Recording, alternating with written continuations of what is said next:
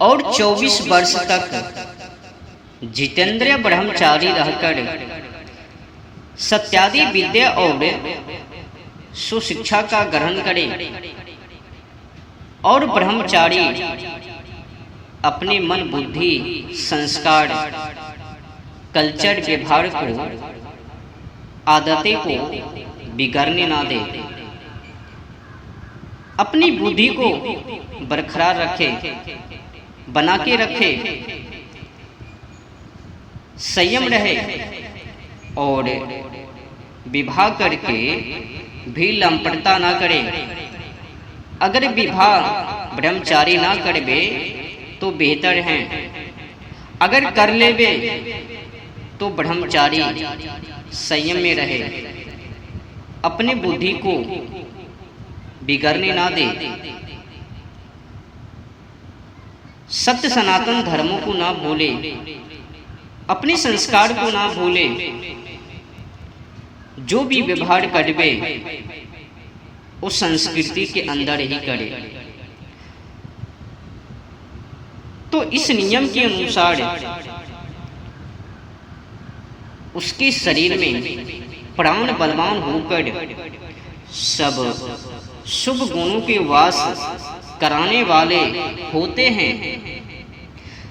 तो इस प्रथम व्यय में जो उसको विद्या अभ्यास में संतप्त करे और वह आचार्य वैसा ही उपदेश किया करे और ब्रह्मचारी ऐसा निश्चय रखे कि मैं जो भी व्यवहार करूं वो भारतीय संस्कृति के अंतर्गत ही।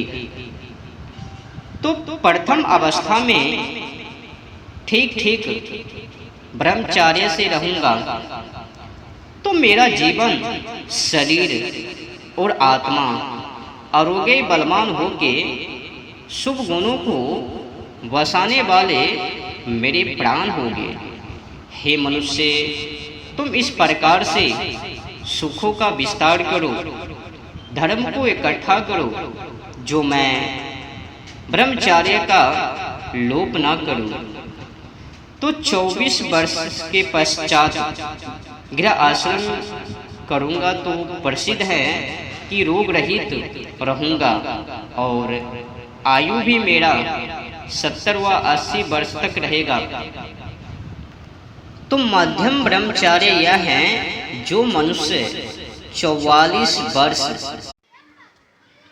ब्रह्मचारी रहकर सत्यादि विद्या अभ्यास करता है तो उसके प्राण इंद्रियां अंतःकरण और आत्मा बलयुक्त होके सब दुष्टों को रुलाने और श्रेष्ठों का पालन करने हारे होते हैं।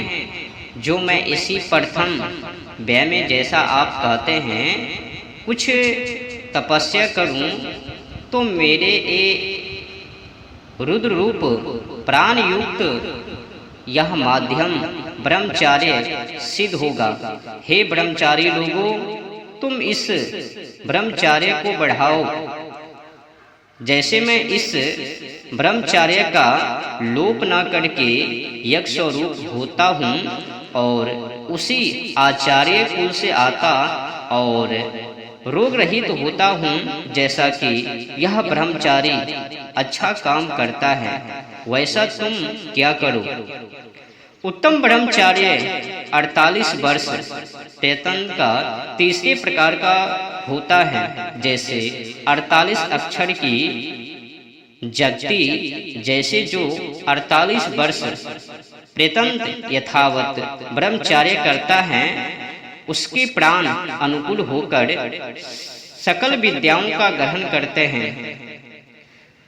जो आचार्य और माता पिता अपने संतानों को प्रथम व्यय में विद्या और गुण ग्रहण के लिए तपस्वी करे और उसी का उपदेश करे और वे संतान आप ही आप अखंडित ब्रह्मचार्य सेवन से तीसरे उत्तम ब्रह्मचार्य का सेवन करके पूर्ण अर्थात 400 वर्ष आयु को बढ़ावे, जैसे तुम भी बढ़ाओ, क्योंकि जो मनुष्य इस ब्रह्मचर्य को प्राप्त होकर लोप नहीं करते, वे सब प्रकार के रोगों से रहित होकर धर्म, अर्थ, काम और मोक्ष को प्राप्त होते हैं। इस शरीर का क्या करें, समझने की विषय है ना भाई। तो इस शरीर की 4 अवस्था है। एक जन्म से लेकर तो 16वें वर्ष, दूसरा यौवन 16 वर्ष से लेके 25 वर्ष धातुओं की बढ़ती होती है। तीसरी संपूर्णता जो 25वें वर्ष से लेके 40वें वर्ष धातुओं की पुष्टि होती है। चौथे किंचित परिहानि, जब सब संगोपांग शरीरस्थ सकल धातु पुष्ट होके पूर्णता को प्राप्त होते हैं। दतांतर जो धातु बढ़ता है वह शरीर में नहीं रहता है, किंतु स्वप्न प्रस्वेदादि द्वार से बाहर निकल जाता है। वही 40वां वर्ष उत्तम समय विवाह का है, अर्थात उत्तमोत्तम जो 38वें वर्ष में विवाह करना। तो प्रश्न उठता है, क्या यह ब्रह्मचर्य का नियम स्त्री व पुरुष दोनों का तुल्य ही है?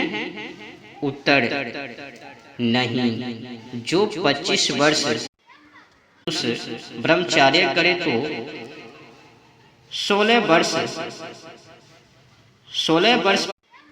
कन्या, जो पुरुष 30 वर्ष ब्रह्मचारी रहे, तो स्त्री 17 वर्ष, जो पुरुष 36 वर्ष रहे।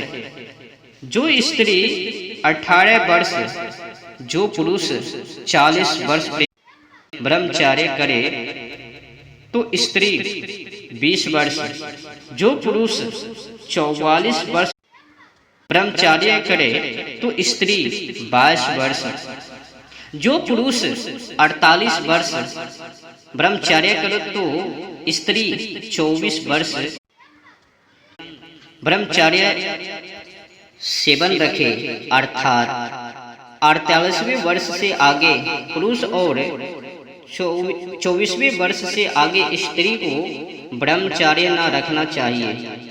परंतु यह नियम विवाह करने वाले पुरुष और स्त्रियों का है, और जो विवाह करना ही ना चाहे वे मरे प्रयत्न ब्रह्मचारी रह सकते हो तो रहे। जो शादी करने के लिए पुरुष हो महिला हो, तो उन लोगों के लिए बस, अगर महिला है तो 24 वर्ष, अगर पुरुष हैं तो 48 वर्ष लास्ट। उसके बाद तो अनेक झोल झाल है ना जीवन में। और जो ब्रह्मचारी मरण प्रयत्न अंत काल तक जो शादी ना करवे, वो मरण प्रयत्न तक रहे ब्रह्मचारी, अगर रहने में सक्षम है, समर्थ हैं, तो रहे, तो भले ही रहे।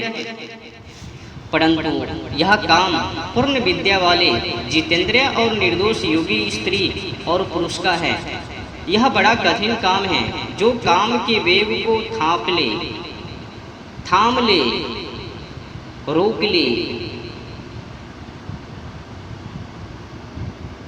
थाम के इंद्रियों को अपने बस में रखना,